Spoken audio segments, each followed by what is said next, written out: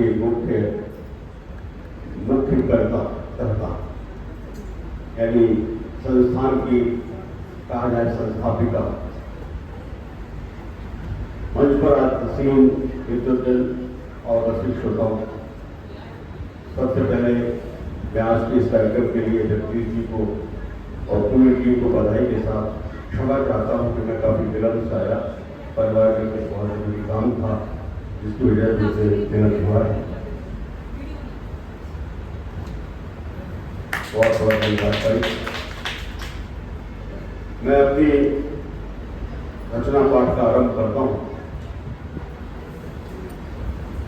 कलम मेरी चलती रही, कलम मेरी चलती रही आंखों से बरसात, कलम मेरी चलती रही आंखों से बरसात, जब पीड़ा का कविता में यूं करता रहा हुआ। और हमेशा की तरह ऐसा दे हुनर कि रंग खुशी से उछल पड़े, ऐसा दे हुनर कि रंग खुशी से उछल पड़े, जो मैं गुदगुदाऊं तो पत्थर भी हंस पड़े, जो मैं गुदगुदाऊं तो पत्थर भी हंस पड़े। अंधेरा मेरे पास आने से घबराता है, अंधेरा मेरे पास आने से घबराता है, इसलिए जब आता है अंधेरे में आता है, इसलिए जब आता है अंधेरे में आता है। तन्हाई तुझसे फिर कभी मिल लेंगे अकेले में, तन्हाई तुझसे फिर कभी मिल लेंगे अकेले में, अभी तो मस्त हैं हम दुनिया के मेले में। तन्हाई तुझसे फिर कभी मिल लेंगे अकेले में, अभी तो मस्त हैं हम दुनिया के मेले।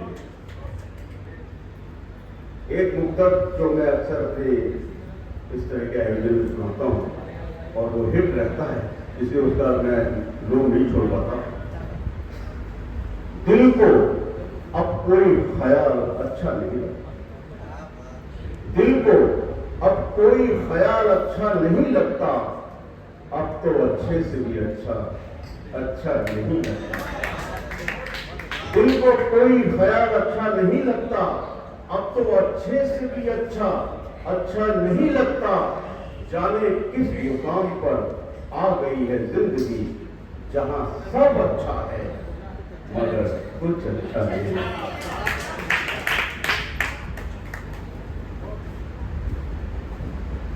एक मुक्तक कविता के संदर्भ में है।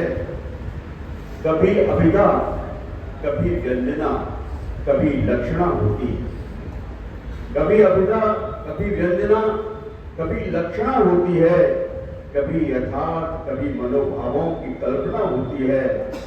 धर्म अर्थ काम मोक्ष प्रकृति हर आयाम है कविता, कविता मात्र कविता नहीं कवि की रचना होती। और जगदीश जी ने इतना बड़ा आयोजन किया है, एक मुक्तक इनको मैं देता हूँ। और इसलिए भी क्योंकि हमारे पटल के ये उपाध्यक्ष हैं। कुछ कहना है कह नहीं पाता, अनकहे को सुन लेना। कुछ कहना है कह नहीं पाता, अनकहे को सुन लेना। तुमको तो सब आता है, मेरे मौन को पढ़ लेना। तुम तो मेरे प्रश्नों की उत्तर माला हो, जैसा भी जी करे तुम्हारा वैसे उत्तर कर लेना। और एक दो मुक्तक और हैं। एक उन लोगों के लिए है जो जिंदगी में बहुत जल्दी हार मान जाते हैं, मुश्किलें आती हैं हथियार डाल देते हैं। इस कवि का कहना है कि हर मुश्किल का हल होता है, हर मुश्किल का हल होता है, हाँ थोड़ा मुश्किल होता है। हर मुश्किल का हल होता है, हाँ थोड़ा मुश्किल होता है। कितना भी हो बड़ा समंदर, उसका भी साहिल होता है। और एक नुक्ता और उसके बाद में फिर अपनी कविता पढ़ाऊंगा कि कभी इसके लिए कभी उसके लिए, कभी इसके लिए कभी उसके लिए, हम जिए ही नहीं कभी खुद के लिए। ये हर आदमी की कहानी है कि कभी इसके लिए कभी उसके लिए, हम जिए ही नहीं कभी खुद के लिए। मौत तक से लड़ाया मैं जिंदगी के लिए, वो नाखुश ना जाने किसके लिए। मौत तक से लड़ाया मैं जिंदगी के लिए, वो नाखुश न जाने किसके लिए। और आपको ये खुशखबरी के साथ कि मेरी 5 पुस्तक, जिसमें 5वीं पुस्तक आज ही मुझे मिली है प्रकाशित होकर, जो भी अभी हमारे प्रकाशक साहित्य इंजीनियर प्रकाशन के प्रोपराइटर मुख्य संपादक डॉक्टर भगवंत हल्दादेवी बैठे हुए, उन्होंने मुझे यहाँ पहुँचा हूँ हॉल में तभी पहुँची है। मैं आज उसी में से एक कविता आपके बीच प्रस्तुत कर रहा हूँ। ये कविता है अंतस। ये नई कविताओं की एक किताब है। मेरी पहली कहानी की थी शब्द संसार, दूसरी गीतों की थी जहाँ ठौर मिले, फिर एक हमारी लघु कथाओं की थी आसपास, और चौथी थी हमारी एक मुक्तकों की जिसका नाम था उद्गार देव। और आज ये नई कविताओं की किताब है अंतस। अंतस में ये किताब कविता जो आज के लिए पढ़ रहा हूँ वो है कविता की तलाश।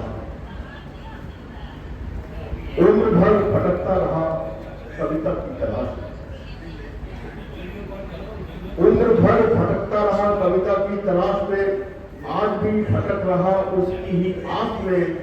क्या कैसी दिखती है वो, क्या कैसी दिखती है वो, कैसा है रंग रूप और आकार उसका। किसी ने सुझाया कि व्याकरण के देश जाओ वहां पर रहती है कविता। किसी ने सुझाया कि व्याकरण के देश जाओ वहां पर रहती है कविता। किसी ने बताया कि भावनगर में रहती है वो। कुछ अमीरों के कारीगरों ने बताया कि वो महलों में रहने वाली सुकुमार राजकुमारी है। उन्होंने उसे देखा है, बहुत सुंदर है देखने में वो। किसी यायावर ने बताया कि वो भूखे प्यासे दीन दुखी की झोंपड़ी में बरसात में टपकते पानी का रूप धर कर आती है। बड़ी बहरिया और खली है वो कभी नव यौवना शौर्य के उभरते पूर्वजों से कभी दिखाई देती है, तो कभी अबोध बच्चों की पीड़ाओं की सरल सहज। किसी ने बताया कि बसंत की शाखों पर नव पल्लवित पत्रों पुष्पों की बसंती और सावन के आसमान से झुककर वसुंधरा का चुंबन लेते इंद्रधनुष की डमरी दिखाई पड़ती है। जितनी मुंह उतनी बातें, जितना पहले नहीं भटका था उसकी तलाश में, जितना जानकार लोगों ने भटका दिया। जीवन में काया सी फटी मार्गी की धोती में धूप से जले अपने काले बदन को ढके किसी किसान से पूछा तो वो बोला, कल गांव के एक मजदूर राम आशा की बिटिया भूख से मर गई। तो उसने बताया कि कल गांव के एक मजदूर राम आशा की बिटिया भूख से मर गई, उनका नाम कविता रहा। उनका नाम कविता रहा। जिंदगी का आखिरी मोड़ आ गया, पर आज भी कविता की तलाश जारी है। कुछ अपनों को कवि कहने वालों ने कहा, कुछ अपनों को कवि कहने वालों ने कहा, कविता व्याकरणात्मक सौंदर्य है, कविता मुक्त छंद सी भाव निर्जांगना है, कविता किसान श्रमिकों का बहता हुआ पसीना है, कविता भूखी की रोटी है, कविता यौवन का श्रृंगार गीत है, कविता सपनों का संसार है, कविता निर्धनों की बेबसी है, कविता राजा का वैभव है, शूरवीर का शौर्य है, कविता वैश्या का कौमार है। अनउत्तरित प्रश्नों का उत्तर है कविता, अनउत्तरित प्रश्नों का उत्तर है कविता। कविता सूर्य तुलसी कबीर है, जायसी गाली मीर है, बेसहारों की तकदीर है कविता, और कर्म योद्धाओं की तदबीर है कविता। कविता कवियों का पुरस्कार है, जितना बड़ा पुरस्कार उतना श्रेष्ठ है कविता। कुछ समझ में नहीं आ रहा और भटक रहा हूं अभी भी कविता की तलाश में।